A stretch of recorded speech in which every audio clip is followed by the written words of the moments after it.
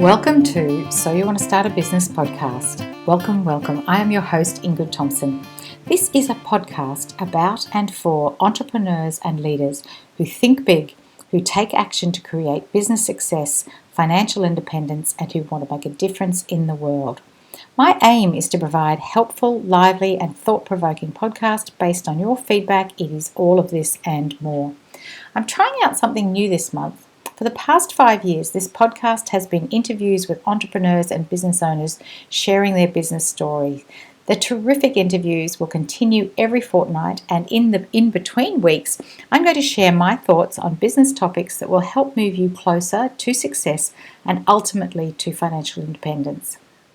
My mission is to help women in business achieve financial independence through building a viable and thriving business. If you have any questions, send me an email, ingrid@healthynumbers.com.au. I answer all my own emails. All right, so what am I going to talk about today? Today, I want to talk about affirmations. I was first introduced to affirmations as an actual concept as when I was a teenager. My mum and I used to drive into the centre of Brisbane to go to these talks. I was still at high school then. Everyone at this meeting we used to go to at these talks was so nice and welcoming and positive. And I remember I used to come away feeling like I could do anything I wanted, that I could be anything I wanted.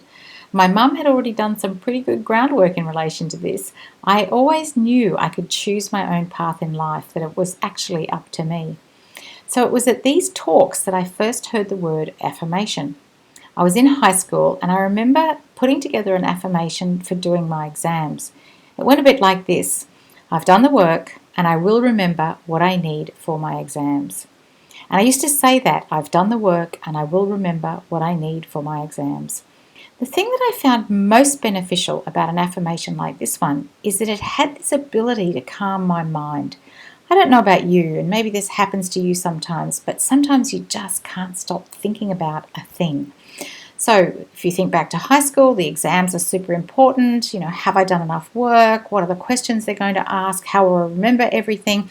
And that just goes round and round and round. So having an affirmation that says, I've done the work and I'll remember what I need for this exam, and repeating that either internally or even out loud sometimes, used to bring me a real sense of calm and a feeling that, yeah, I've done the work, I will know the answers, I will know how to answer the questions.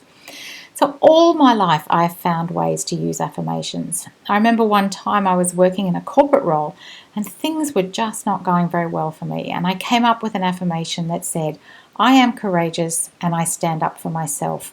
And I used to say this over and over to myself as I went to work. I'd walk to the train station, I'd be saying it along with the steps.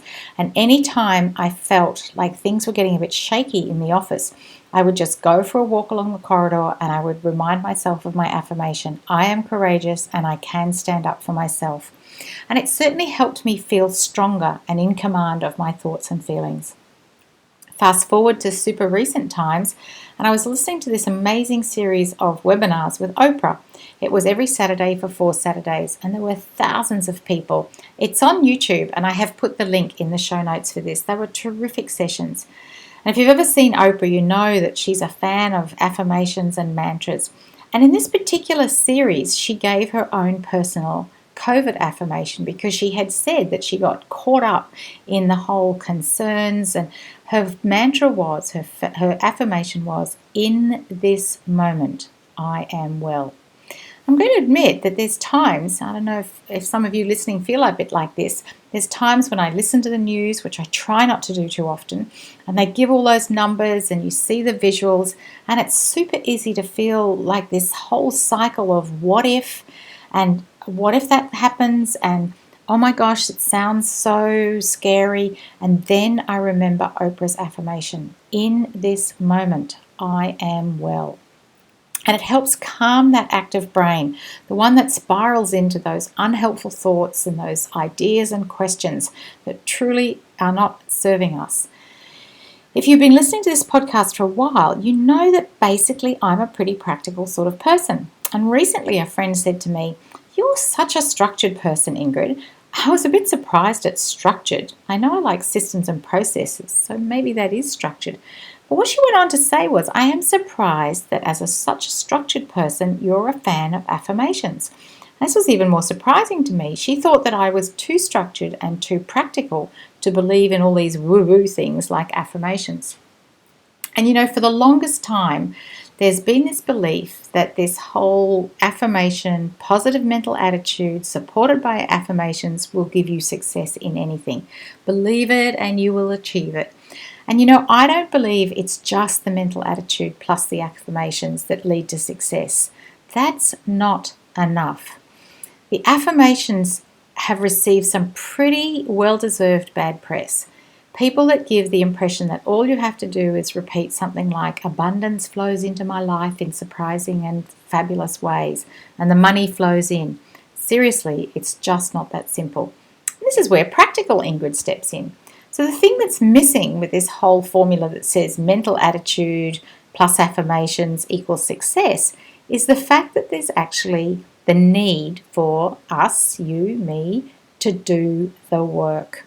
Affirmations certainly are a practice of enhancing positive thinking and bringing about self-empowerment.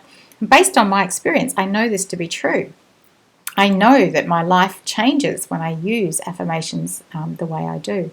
So the word affirmation comes from a Latin word, affirmare. I'm not sure if that's how you pronounce it, affirmare. And the original meaning of that is to make steady and to strengthen. And honestly, I can say I am living proof that affirmations do indeed strengthen. And that's what I was showing you with some of those examples earlier.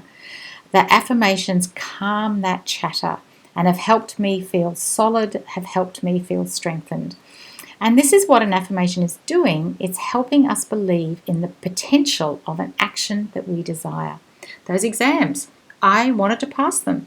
I'd done the work.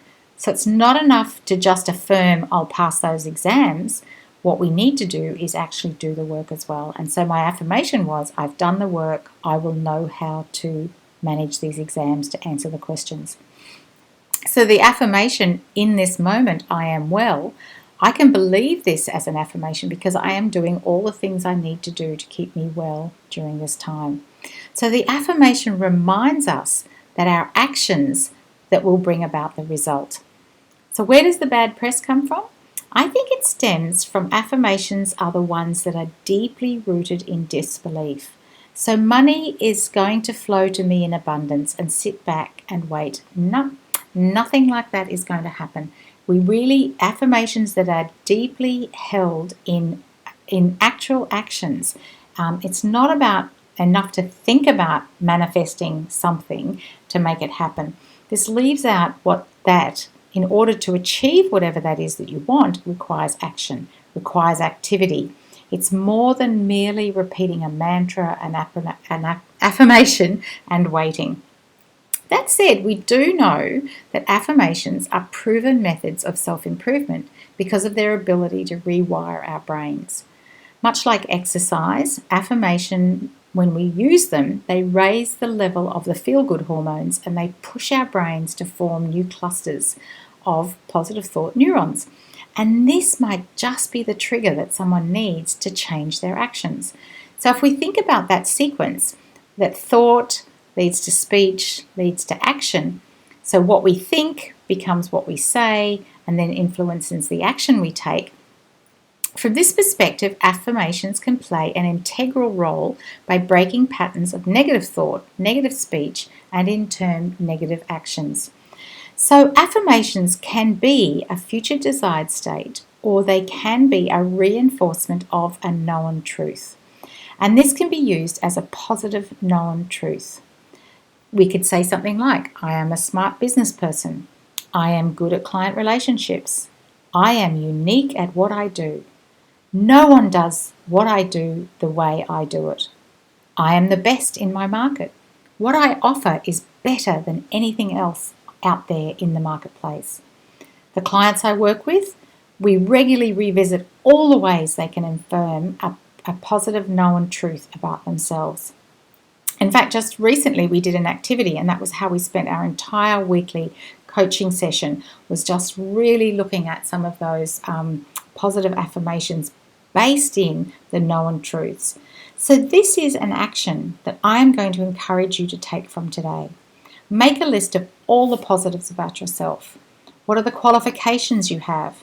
What are the courses that you've completed? What are the complimentary testimonials you've had from clients? What are the client feedback that you've received? Go and jump on your business page and read your Google reviews on your business page. Read them out loud to yourself. Make a list of all the successes you've achieved with your clients. Write them out. Say them with an I am at the start. These are affirmations that confirm known truths for you. Trust me, this is going to be one of the best activities you can do for yourself. Will you do it? Will you make a list of those achievements and turn them into affirmations? I am a smart business owner. My business changes people's lives. You can make this happen. Go and find those things and turn them into affirmations for yourself. Give it a go and let me know how you go. And let me know what affirmations you come up with. Some people need a lot. Some people just need a few. Do you know? Are you someone who just needs a couple of affirmations for yourself, or do you need to have lots? I know people who have them posted up in their bathrooms, who have them all around their office. I personally have a couple of favourites. I really love something that Elizabeth Gilbert said, and she says, it might have been done before, but it hasn't been done by you.